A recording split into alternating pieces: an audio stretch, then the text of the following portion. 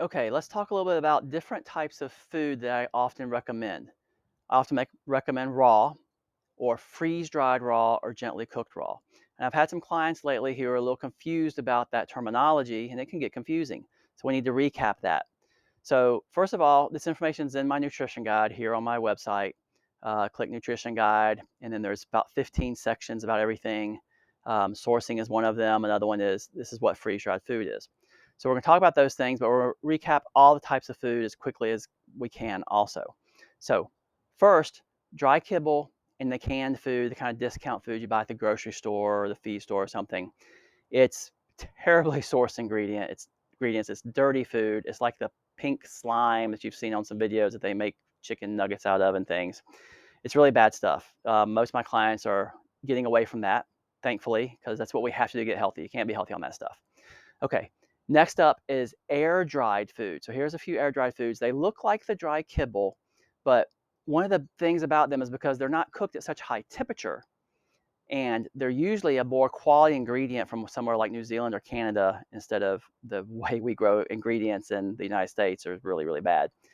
I hold this food in my hand, and it doesn't get greasy within a few seconds or a few minutes like dry kibble does because it's air dried. It's still very, very dry, and I don't like that. I like a food that has more moisture in it, but it's a good step in the right direction, okay? And it's good for animals that refuse the texture of the raw and freeze-dried foods and everything like that, okay?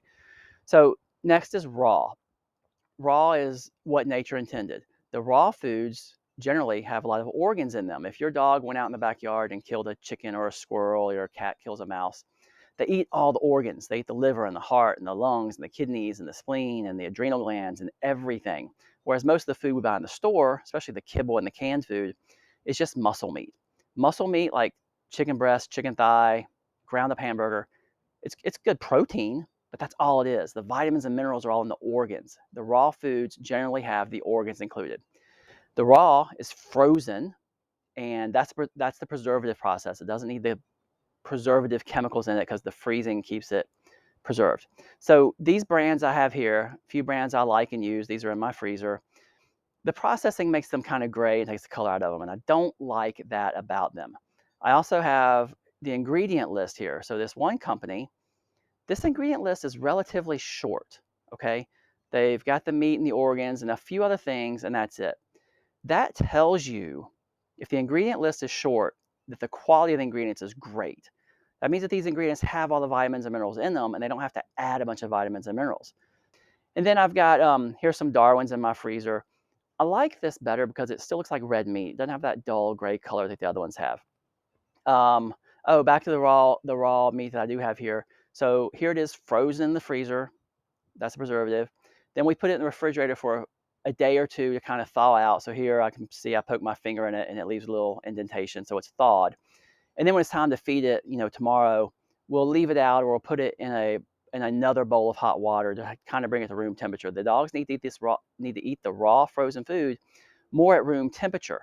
You don't want to artificially cook it or warm it because you'll destroy some B vitamins and change the fats in it and make them sick or make the food unbalanced without all the enzymes that it needs to help with proper digestion. So you don't want to cook this food. When I say gently cooked food, I do not mean that you should cook this frozen raw food. The frozen raw food is made to be fed the way it is, but in nature they wouldn't eat it cold. They would kill a chicken or a mouse or a squirrel and it'd be the same temperature as their body. So I try to let this food warm up to at least room temperature. It doesn't have to be as warm as their body, but I don't want it cold either. I want it easy to digest and easy on the belly, and cold things are not easy to digest, okay? So what else these companies do? Freeze-dried and gently cooked. Freeze-dried is just the same raw food that's had all the moisture sucked out of it. But here's a little thing about the difference between freeze-dried and dehydrated. Dehydrated food, a lot of companies do that too. You can buy them online, Dr. Harvey's and Dr. Marty's and things, and they're fine. Dehydrated food, you take heat and dry out the food to pull the moisture out of it.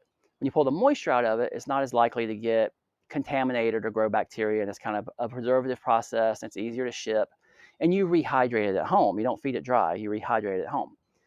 But the dehydration puts heat into it that destroys some of the nutrients. It's not nearly as bad as the dry kibble that they cook to death, but it's still not as good as the raw food either because it has been heated some. And the dehydrated food still has some moisture in it, even though it's a dry product in your hand.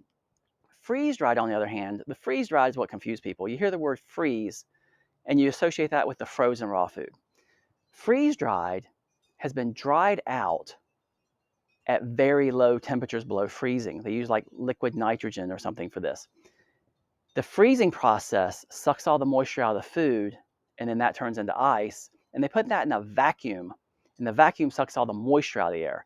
So the freeze-dried food has no oxygen in the bag to oxidize and break down the food, and it has even less moisture in it than the dehydrated food. So it's preserved and it lasts a long time. I like that the best. It's not as rich as the raw, so it's more gentle in the system, and it doesn't get bacterial contamination or oxidized from oxygen, at least not until you open the bag and start using it. But you have to rehydrate it. I posted a video on here in the past, and where I show how I rehydrate some of my food, and I let it sit for a few minutes and feed to the dog. And that's not long enough. Lately, I've been letting that food rehydrate and then sit for 10 or 20 minutes, and it really sucks up all the moisture. You've got to let these freeze-dried and dehydrated foods sit for 10 or 20 minutes and really suck up all the moisture. If not, it's just as bad as adding water to dry kibble, which just doesn't work. You pee out the water and you fill up the belly, and you don't get the benefit of the hydration in the tissues like you should. So, gently cooked. Some of these raw companies, small batch especially, they'll take their frozen raw food and they'll gently cook it and then refreeze it.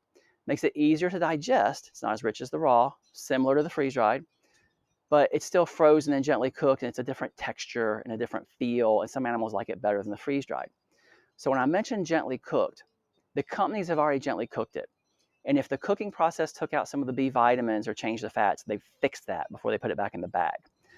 I don't want you gently cooking your raw food. You're going to change too much about it and make it unhealthy. Okay. So those are the main topics I want to make. There's also lightly cooked, like direct to consumer foods, like you've seen Farmer's Dog and Ollie or Farmer's Dog and whatever else, just food for dogs out there. They're way better than dry kibble, but they're still poorly sourced factory farm ingredients. I don't like them as well, but they're a good compromise. They're not as expensive as the frozen raw and freeze dried foods, and they're still way better than dry kibble. So that's an option, but I don't like them as well.